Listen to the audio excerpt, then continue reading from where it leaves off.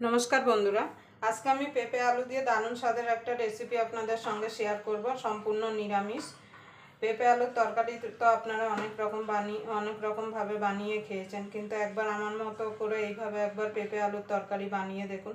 গরম ভাত কিংবা রুটির সঙ্গে খেতে কিন্তু অসাধারণ লাগে। তার জন্য এখানে আমি একটা মিডিয়াম সাইজের পেঁপে এইভাবে পরিষ্কার করে ছুলে আর কেটে নিয়েছি। এখানে ছোট ছোট দুটো আলু এইভাবে কেটে নিয়েছি।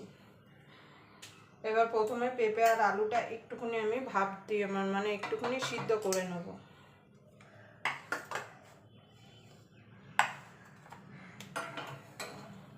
একদম কম তেল মশলায় এই পেঁপে আলুর তরকারিটা আমি বানিয়ে দেখাবো।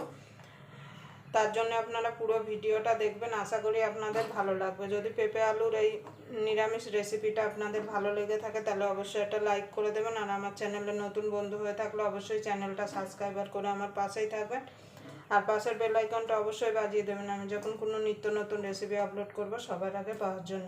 অনেকেই আছে পেঁপে খেতে একদম পছন্দ করেন না, কিন্তু এইভাবে যদি একটুখানি পেঁপেটা যদি গরম জলে একটুখানি ফুটিয়ে নেন তাহলে যে পেঁপের যে একটা কাঁচা গন্ধ থাকে সেটা কিন্তু চলে যাবে।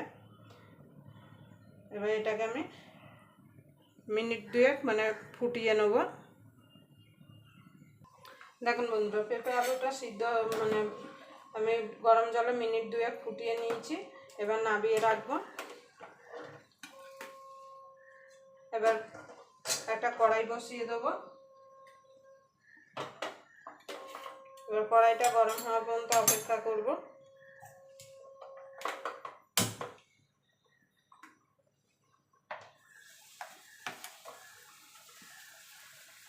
ওদিকে কড়াইটা গরম হতে হতে এখানে আমি মটর ডাল কাল রাতে ভিজিয়ে রেখেছিলাম, আপনারা চাইলে 4 ঘন্টা আগেও ভিজিয়ে রাখতে পারেন।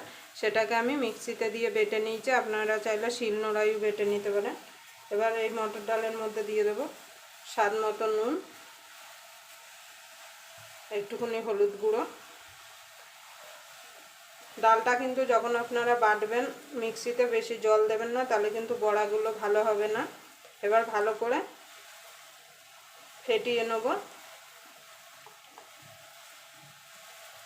আপনারা এইভাবে একবার ডালের বড়া দিয়ে আলু পেঁপের তরকারি বানিয়ে দেখুন, গরম ভাত কিংবা রুটির সঙ্গে খেতে কিন্তু অসাধারণ লাগবে।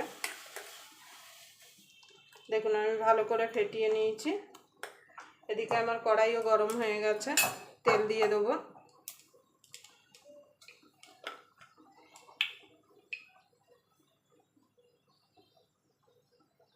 পেঁপের তরকারি তো আপনারা অনেক রকমভাবে বানিয়েছেন, একবার এইভাবে বানিয়ে দেখুন। দেখুন বন্ধুরা, আমি কড়াইতে তেল দিয়ে দিয়েছি।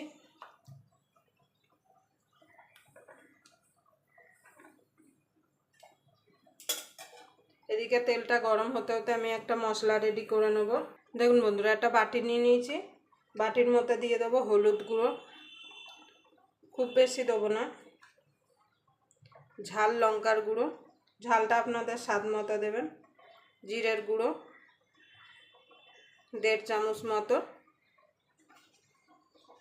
ধনের গুঁড়ো 1 চামচ মতো। আমার কাছে কাশ্মীরি লঙ্কা নেই, আপনাদের কাছে থাকলে কাশ্মীরি লঙ্কার গুঁড়োটা দিতে পারেন। এবার এইগুলো জল দিয়ে আমি একটা পেস্ট বানিয়ে নেব। এদিকে আমার তেল গরম হয়ে গেছে, এবার বড়াগুলো ভেজে নেব। খুব বেশি বড় ভাজবো না, কেন ঝোলে দেওয়ার পর কিন্তু বড়াগুলো আবার বড় বড় হয়ে যাবে। ঝোলের বড়া সবসময় আপনারা ছোট ভাজবেন।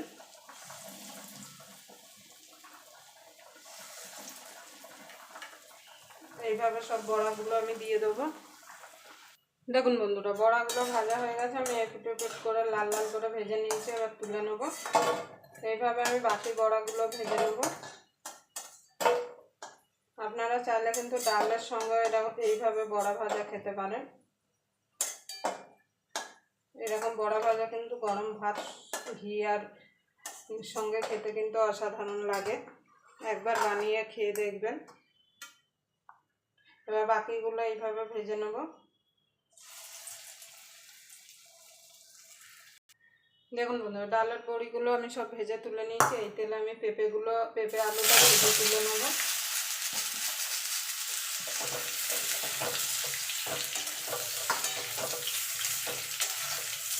এইরকম পেঁপেটা সিদ্ধ করতে হবে। দেখুন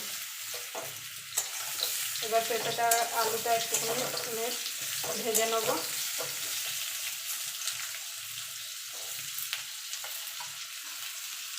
দেখুন বন্ধুরা আলু পেঁপেটা ভাজা হয়ে গেছে, আমি তুলে নেব।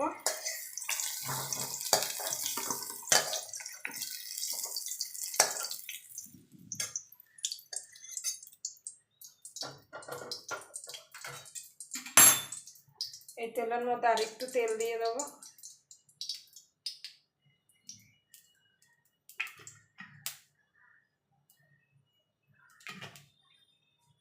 এবার তেলটা গরম হওয়া পর্যন্ত অপেক্ষা করব।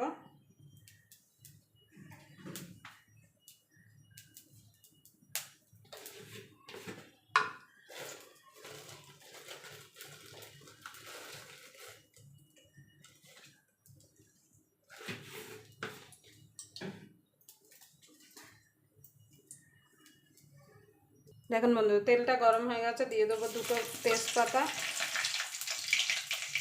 গোটা জিরে।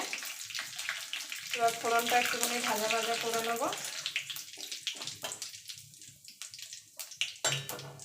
ফোড়নটা হয়ে গেছে, দিয়ে দেবো 1 চামচ আদা বাটা,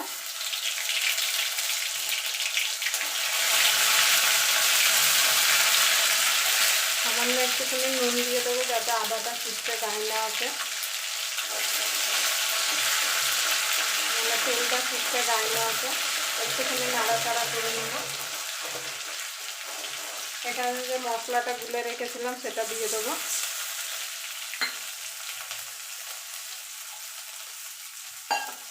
মশলার বাটিটা দিয়েও জল দিয়ে দেবো।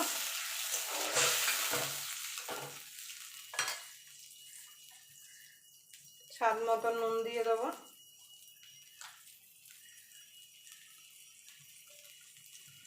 এবার মশলাটাকে কষিয়ে নেব যতক্ষণ মশলা থেকে তেল না ছেড়ে আসছে। একটা দিয়ে দেবো টমেটো। আমি টমেটোটা কেটে দিয়েছি, আপনারা চাইলে মিক্সিতে পেস্ট করেও দিতে পারেন। এবার এটাকে যতক্ষণ তেল না ছেড়ে আসছে ততক্ষণ কষিয়ে নেব।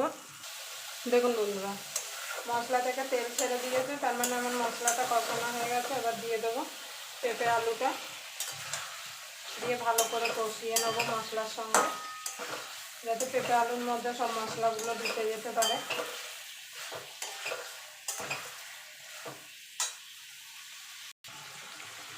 দেখুন বন্ধুরা পেঁপে আলুর সঙ্গে ভালো করে মশলাটা কষে নিয়েছে। এবার জল দিয়ে দেবো।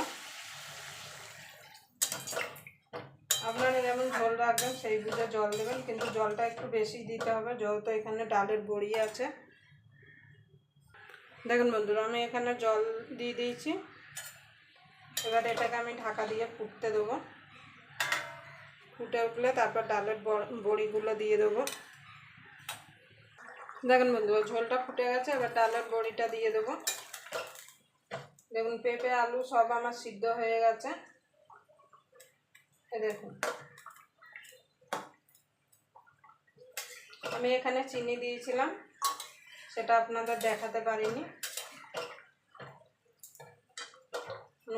নুন মিষ্টিটা একটুখানি আপনারা চেক করে নেবেন।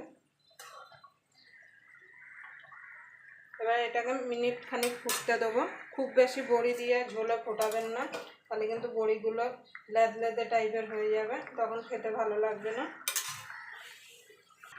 দেখুন বন্ধু তরকারিটা হয়ে গেছে, এবার আমি নামিয়ে দেবো গরম মশলা দিয়ে। আপনারা চাইলে এখানে ঘিও দিতে পারেন।